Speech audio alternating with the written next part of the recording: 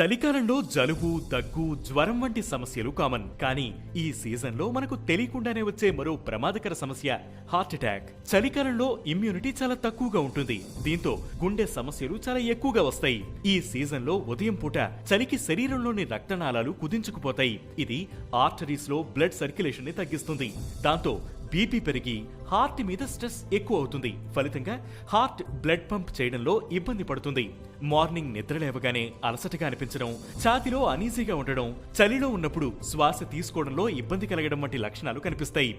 అలాగే కొంతమందిలో నిద్ర లేవగానే తల తిరగడం, వికారం, చల్లని చెమటలు కూడా వస్తుంటాయి. ఇలాంటి సిమ్టమ్స్ తరచుగా కనిపిస్తే డాక్టర్ని సంప్రదించడం మంచిది. టైంకి ట్రీట్మెంట్ తీసుకోకపోతే ప్రాణాలు పోయే ప్రమాదం ఉంటుంది. చలికాలంలో రోజు వేడివేడిగా ఏదైనా తినాలని అనిపిస్తుంది. అలా అని జంక్ ఫుడ్స్ ఎక్కువగా తింటే బాడీలో కొలెస్ట్రాల్ లెవెల్స్ పెరిగి హార్ట్ అటాక్ వచ్చే ప్రమాదం ఎక్కువ అవుతుంది. కాబట్టి జంక్ ఫుడ్ కి దూరంగా ఉండాలి. అధిక బరువు ఉన్నవాళ్లు చలికాలంలో ప్రతిరోజు వర్కౌట్స్ చేయడం మంచిది. ఈ సీజన్లో చలిని తట్టుకునేందుకు చాలా మంది అతిగా స్మోకింగ్ చేస్తారు. అది కూడా ప్రమాదకరమే. విపరీతమైన చలిలో నడవడం, త్వరగా వ్యాయామం చేయడం, స్పీడ్గా తినడం వంటివి చేయకపోవడమే మంచిది.